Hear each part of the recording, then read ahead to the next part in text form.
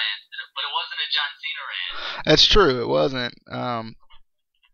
But yeah, I want to go into this match. We got John Cena versus Seth Rollins, title for title, as Seth Rollins would say.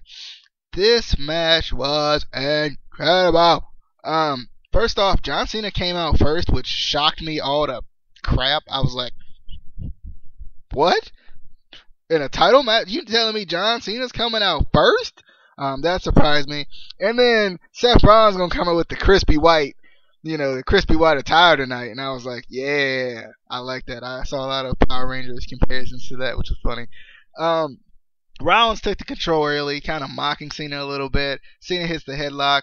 We get the nice diving neck breaker, knee to the back that takes Cena out. We get suicide dives galore to Cena on the outside. Rollins goes over the rope on the third one that he hit. We get the springboard stunner. Cena kind of slipped on that, or Rollins slipped on that. Somebody slipped on that.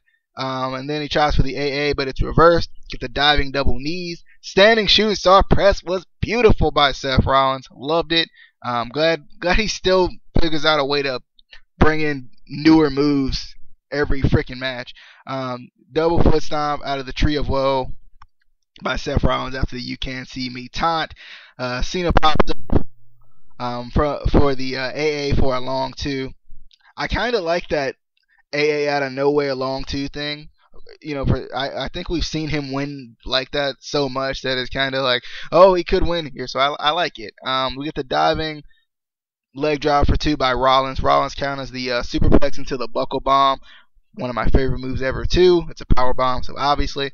We get the frog splash, and man, Seth Rollins got some air on that frog splash. They showed the replay multiple times, and I was like, wow.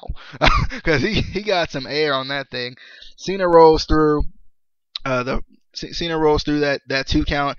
He tries to go for the AA, but it's reversed into the jumping enziguri. Crossbody roll through, and then Rollins rolls through and hits the AA for 2, which I thought was really cool. Really cool to see, them kind of not pin Rollins as this skinny, scrawny guy who can't pick up John Cena. Phoenix Splash reversed into the STF. Good work by both men there. Reversed AA attempt. Pedigree attempt by Seth Rollins, reversed into the figure 4. I thought was cool because of the whole storytelling aspect with Cena, maybe being able to tie Ric Flair. Thought that was pretty cool. Rollins rolls it over, obviously, and they kind of have that little thing. Rollins runs up tries to get the superplex attempt, but he ends up hitting the nice. He hits the superplex and then hits the sit down spinning suplex, which was cool. I really like that little combination he does there. Phoenix Splash is reversed. Cena hits the A, but the ref is taken out. We get the knee to the face of Rollins. Because he's got a broken nose, my God. I'm pretty sure the commentators oversold that all that they could. He went right to the nose again, darn it. I tell you, he's a scumbag of a human being. I was like, JBL, shut up. You were the first one with anyone else to say, go after the injury, and now you don't want to. But Jon Stewart comes out with a chair. He kind of teases hitting Seth Rollins. He teases hitting Cena. Obviously, they have history. He teases Seth Rollins again, and then he hits Cena with the chair in the midsection. Good gravy. And then he throws the chair to Rollins. Rollins hits the pedigree on the chair, and Seth Rollins is still your WWE World Champion and your new United States Champion. I was hype. Although I had my Cena shirt on, I was cheering for Rollins because I wanted to see what they're going to do with Rollins after this. We know what they're going to do with Cena if he wins. So what are they going to do with Rollins if he wins? That was my main concern. I really love this match. This match was really good. Can we officially just call Seth Rollins Mr. Pay-Per-View? Like, as far as, I'm not saying he's taking over RVD's job as Mr. Pay-Per-View, but I'm saying the modern day now Mr. Pay-Per-View. Can we just say it? The man comes in pay-per-view after pay-per-view. He changes his moveset slightly every time. He does a good job. He puts on a good match. He came out with the crispy white tonight. Come on, man. I think we got to start calling this man Mr. Pay-Per-View, Monday Night Rollins. whatever nickname we have for him, throw it at me. Any thoughts? I was just excited. This was a good freaking match by both men. Let's be honest. Well, clearly DJ thinks this was, and I thought this was Raw. I'm gonna be honest. I thought this was a Raw match. Anyway, first of all, this seemed really early for the world title match. Um, you know, at this point it was only like 9, and we still had 2 hours left in the show. Um, and we hadn't even had the Divas match, which I was surprised with, but I was also excited that it was like, okay, they're actually giving the Divas, more respect in this show. But it still seemed really early for this match, for the World Heavyweight title match. I was excited though because I also heard a lot of rumors about this match, like possible interference, maybe a cash-in. We got interference, but not the interference that I was expecting. What were you expecting? Obviously didn't That's get my a cash-in. question. What were you expecting? But don't hang us out on that cliffhanger like that. You gotta tell us what you were expecting. I heard there was gonna possibly be possibly Triple H turning on Rollins, not dealing with his crap anymore. I heard I heard The Rock was gonna be at the show, so there might be something with him. It was a couple different things, but those were the main one was Triple H. So I was waiting for the Authority to come out, and then Rollins thinking they were out to help him and turn on him, but that didn't happen, and we didn't get a cash in. So, but anyway, getting into the match, I don't know why, but this match just didn't seem as epic as it should have for a title versus title match. Something about it just didn't hit me, but Rollins did start to get some, cool moves in, some innovative offense, but I'm still waiting for them to kind of let him really open up more and open up his moveset, because we know he can do so much more, especially fans who have seen his, early days, Ring of Honor and the Indies. We know he can do so much more than what they allow him to do.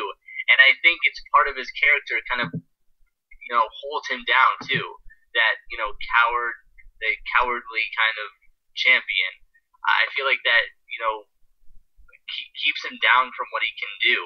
But, anyway, for some reason, and I don't know if you agreed on this, the figure 4 that Cena did not that he did it wrong, it just didn't look right. Something about it looked weird to me. Like maybe he didn't have it in right or something. It just didn't it didn't look like it was necessarily his fault or Rollins' fault. It just didn't look right. It could be just because he doesn't normally do figure 4s. He usually just does the STF. That's usually his only kind of submission that he does. And I actually couldn't believe it at one point. Either John actually hurt his leg, or he actually sold for a minute there when he was climbing up the ropes.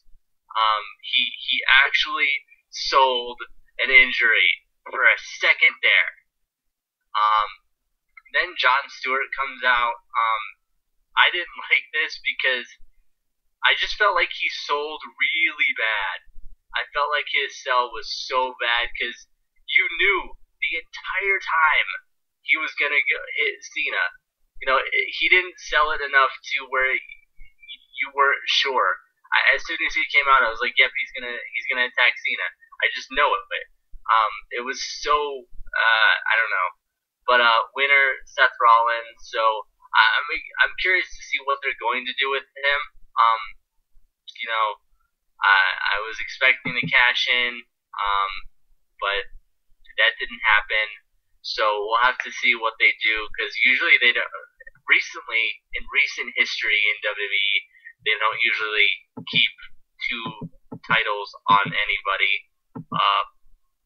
So I'm curious if they're actually going to keep both titles on him, or if he's gonna drop one of the titles.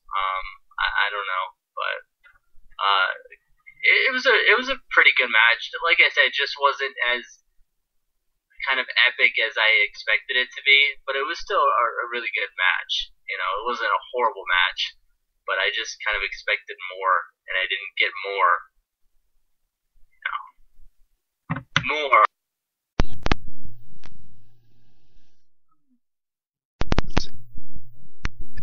Hello, there we go. So I don't know. First off, I also didn't like the fact that Saxton, who I love, acted like it was like the end of the world when um when Jon Stewart interfered, and I love how like he tried to pin it on Seth Rollins. He acted like he was like this scumbag, and I'm like I think it was he and Booker. Booker was like, his legacy's all tarnished now, and I'm like, how is his legacy tarnished? He's won his last two matches clean. I'm like, it's not like you've never seen the man win a clean match. Like, did you forget just because it was Cena? Anyway, I